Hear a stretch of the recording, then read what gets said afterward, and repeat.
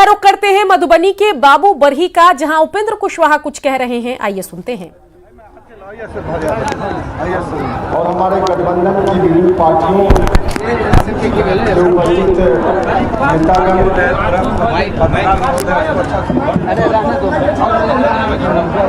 आप सब लोग जो इतनी भारी भीड़ के साथ यहाँ उपस्थित हैं, माताएं, बहनों,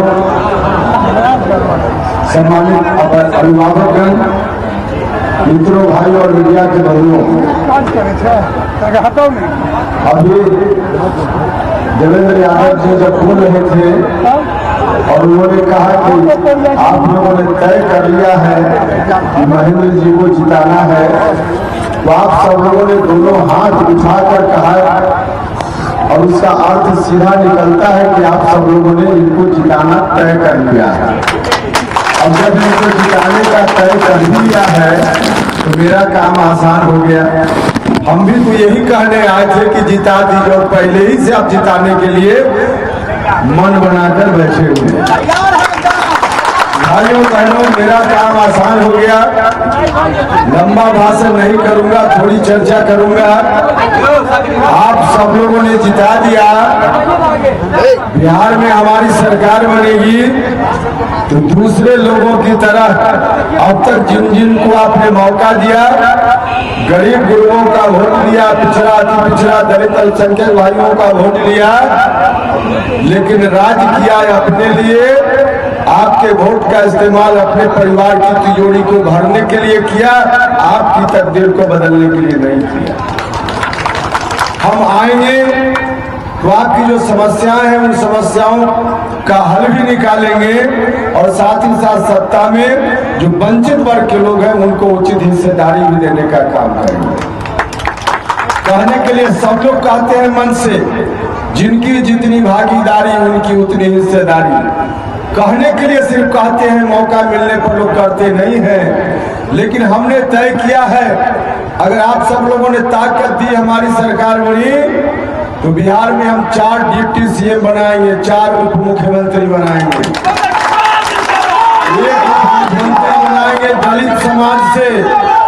बेईमानों ने वोट लिया दलितों का, दलितों को हिस्सेदारी सत्ता में नहीं दी।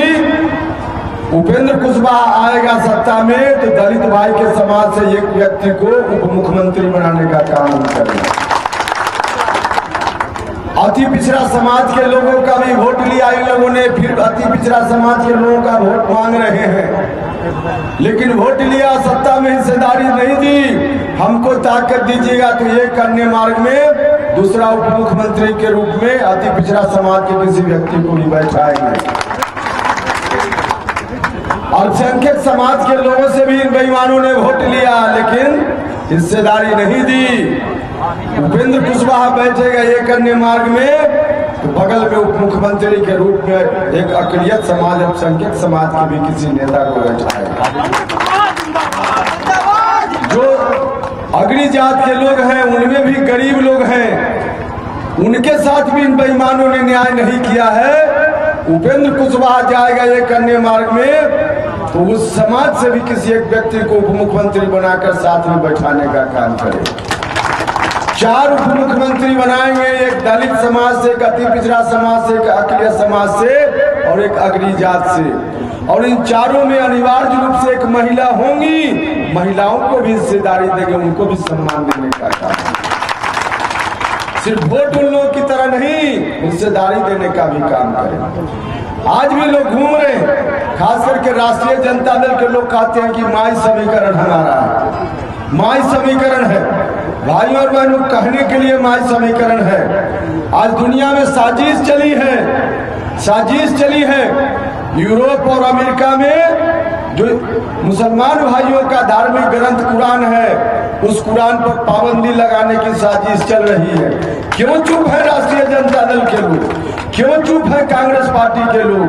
फ्रांस में अभी कुछ दिन पहले घटना घटी, वहां के एक कलाकार ने, कार्टून बनाने वाले एक व्यक्ति ने चार्ली हेब्डो उनका नाम है, चार्ली हेब्डो। उसने एक कार्टून बनाया जिस कार्टून में पैगंबर साहब की तस्वीर के साथ अभद्रता के साथ उन्होंने उस कार्टून को बनाने का काम किया, अभद्रता के साथ बनाने का काम किया। उसका विरोध हुआ, लेकिन फ्रांस का राष्ट्रपति उस कार्टूनिस्ट के साथ खड़ा हो गया। वहां फ्रांस का राष्ट्रपति कहता है कि जो अभद्र पैगंबर साहब की तस्वीर इसने बनाई है, कार्टून बनाया है, उसके समर्थन में फ्रांस का राष्ट्रपति खड़ा हो गया। फ्रांस का राष्ट्रपति खड़ा हो गया, भारत की सरकार भी खड़ी हो गई, प्रधानमंत्री हिंदुस्तान के, लेकिन उसके साथ खड़े हो गए कांग्रेस पार्टी के लोगों और राष्ट्रीय जनता दल के लोगों। आपको अल्पसंख्यक समाज का, मुसलमान भाइयों का वोट चाहिए। आज उनके पैगंबर साहब को बेइज्जत करने के लिए, अपमानित करने के लिए दुनिया में कहीं कोई कार्टून बनाता है और वहां का शासक उसके साथ खड़ा होता है।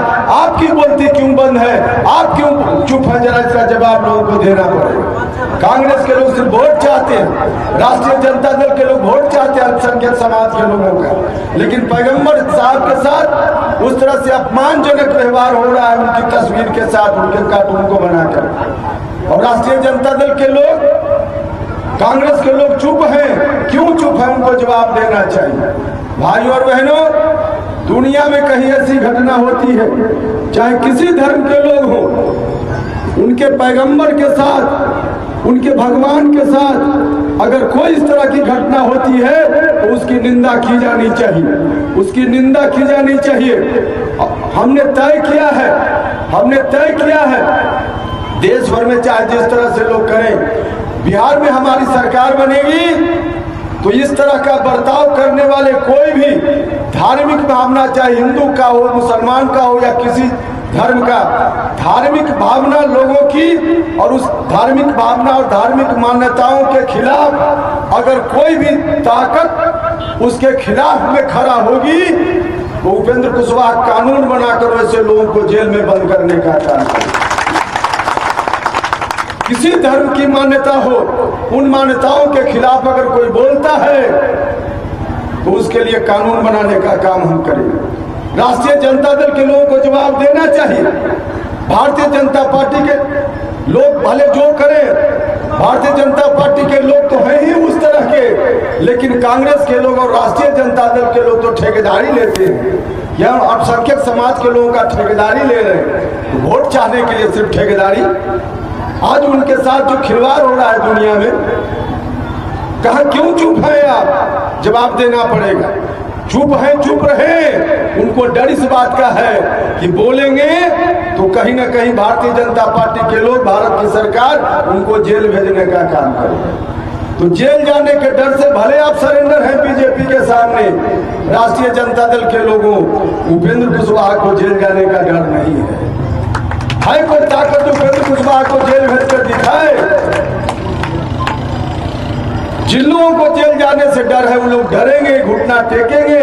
राष्ट्रीय जनता दल के लोग हो या कांग्रेस के लोग, उपेंद्र कुशवाहा को जेल जाने का डर नहीं। इसलिए हम कहने आए हैं कि हम सत्ता में भागीदारी भी देने का काम करेंगे, चाहे अल्पसंख्यक समाज के लोग हों, अति पिछड़ा दलित समाज के लोग हों, या अगली जात के भी जो गरीब लोग हैं, उनको हम सत्ता में भागीदारी देने का काम करेंगे। हर तरह से देंगे और साथ ही साथ आपके साथ जो अन्याय हुआ है अब तक, भाइयों और बहनों, 15 साल आपने उनको दिया, 15 साल इनको दिया, 30 वर्षों में क्या हुआ बिहार के साथ? क्या हुआ बिहार के साथ? कोई भी बच्चा, किसी परिवार का बच्चा, वह तब तक आगे नहीं बढ़ सकता जब तक उसको अच्छी शिक्षा न मिले। बिना शिक्षा कुछ भी संभव नहीं है। कोई भी व्यक्ति जिसको शिक्षा अच्छी न मिले वो आगे नहीं बढ़ सकता। जो पैसे वाले लोग हैं उनके लिए कठिनाई नहीं है, एसपी बनाना चाहते, कलेक्टर बनाना चाहते, इंजीनियर बनाना चाहते, उनके पास पैसा है, अपने बच्चों को पढ़ा लिखा कर बना लेते हैं। लेकिन क्या गरीब आदमी के मन में सपना नहीं है कि उसका बाल बच्चा बनता, इंजीनियर बनता, डॉक्टर बनता, उसका बाल बच्चा भी बड़ा उद्योगपति बनता, बड़ा इंसान बनता? गरीब आदमी को सपना देखने का अधिकार है कि नहीं है? और गरीब आदमी को यदि सपना देखने का अधिकार है तो उनके बाल बच्चों का सपना कैसे पूरा हो? उनके बाल बच्चा बिना पढ़ाई लिखाई डॉक्टर बन पाएंगे क्या? बिना पढ़ाई लिखाई इंजीनियर बन पाएंगे क्या? बिना पढ़ाई लिखाई एसपी, कलेक्टर, बड़ा इंसान, उद्योगपति बन पाएंगे क्या? नहीं बनेंगे। जब तक पढ़ाई लिखाई नहीं होगी तब तक गरीब घर के बच्चे आगे नहीं बढ़ पाएंगे। 30 साल में इन लोगों ने शिक्षा व्यवस्था को पूर्णतः चौपट कर दिया, चाहे पहले वाले हो या बाद वाले, दोनों ने 30 वर्षों में चौपट कर दिया।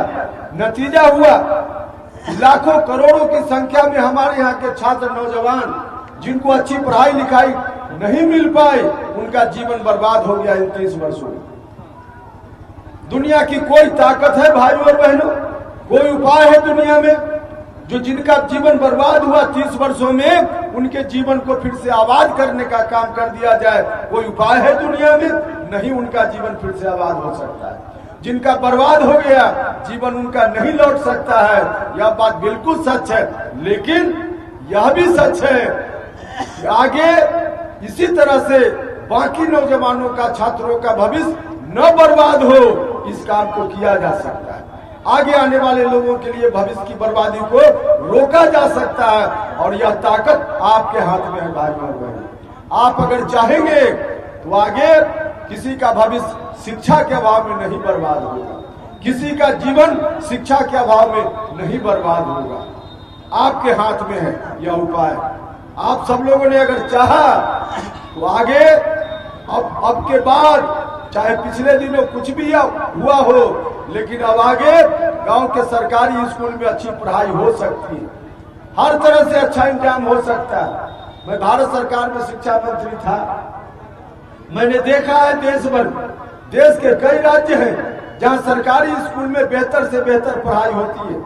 देश के दूसरे राज्यों में सरकारी स्कूल में अगर बेहतर पढ़ाई हो सकती है तो बाबू बरही के भाई और बहनों, मैं आपसे जानना चाहता हूं कि क्या बिहार के इस जिला मधुबनी के बाबू बरही के सरकारी स्कूल में अच्छी पढ़ाई नहीं हो सकती है? यहाँ भी अच्छी पढ़ाई हो सकती है। जो गरीब लोग हैं उनके लिए इलाज का क्या इंतजाम है? 30 वर्षों में इन लोगों ने इलाज का भी सारा इंतजाम खत्म कर दिया। सरकारी अस्पताल बिना डॉक्टर का चल रहा, गरीब लोग वहां भी परेशान हैं। जो पैसे वाले लोग हैं सरकारी अस्पताल में बीमार पड़ने पर इलाज नहीं कराते। गरीब लोग कहां जाएं? पैसा नहीं है, प्राइवेट अस्पताल में इलाज नहीं करा सकते, तो गरीब लोग तो उसी सरकारी अस्पताल में इलाज कराने जाते हैं जिन सरकारी अस्पतालों में बेड पर इंसान की जगह कुत्ता सोया हुआ मिलता है। मीडिया के लोग हमेशा खबर दिखाते रहे। खबरें अभी और भी है, बने रहिए, जल्द लौटेंगे।